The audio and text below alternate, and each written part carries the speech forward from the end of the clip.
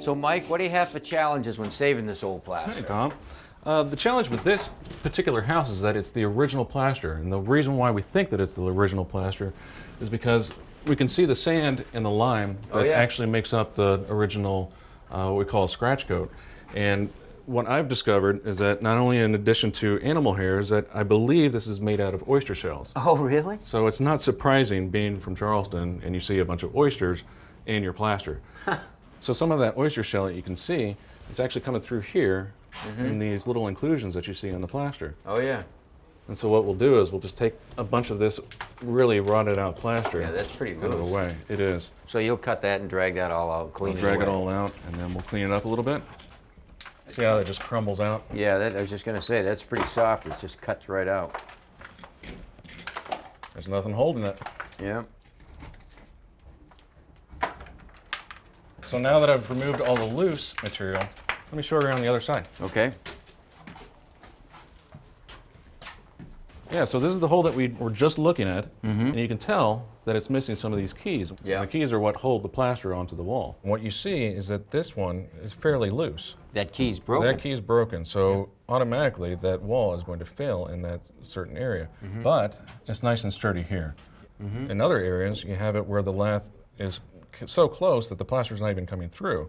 Oh, so that's not a very good connection. Right, so that plaster on the other side by here can fail real easy. Exactly, and so what we've done already is we've sprayed an emulsifying agent on there just to give it a little bit more tensile strength. And then what we'll do is we'll take a PVA, which is a polyvinyl acetate, basically a bonding agent. Yep. And then we'll just take this, and we're just going to lightly apply this to the lath. And what that does is it serves as not only a bonding agent, but it also delays or retards the absorption of the water from the plaster into the wood, because that's what the wood wants to do. It wants to take in all that moisture. What we'll do next is we'll mix up a very similar mix to what the original plaster was. Part sand, part lime, and a little bit of gauging plaster. No oyster shells? No oyster shells this time. A little harder to do this time around. Okay, throw that all in there.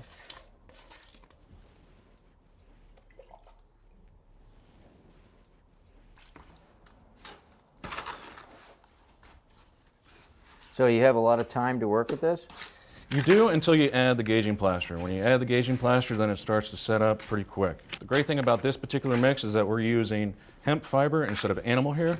It's a little bit easier to obtain. It's kind of hard to find animal fiber now. And now you're going to throw it on your hawk? You're going to throw it on the hook.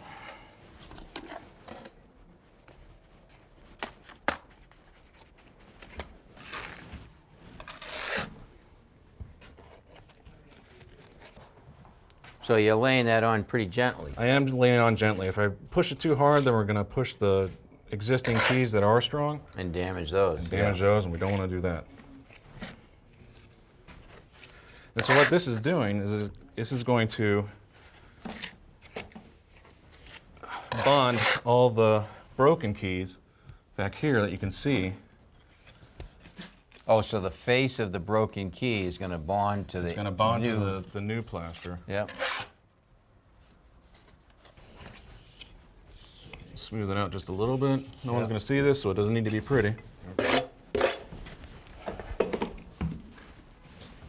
That burlap? It is burlap. You just push it in there. We'll push it, gently push it against. This serves as an additional reinforcement and kind of keeps it all together. Yeah.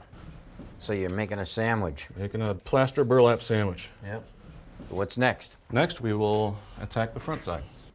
So now you're going to build that up and bring it right flush with the wall, or are you going to do it in layers? Because the original plaster is so thin, I can actually do this all in one layer, and it's such a small area. And then it'll take probably a day to really set up before I can apply the finish coat. All right. Well, that's going to be great. It's going to be lasting for a long time. At least another 170 years. Great. All right. Well, I'm kind of hungry for oysters. Want to join agree. me? Let's All go. right, let's go. Thanks for watching. This Old House has got a video for just about every home improvement project, so be sure to check out the others. And if you like what you see, click on the subscribe button to make sure that you get our newest videos right in your feed.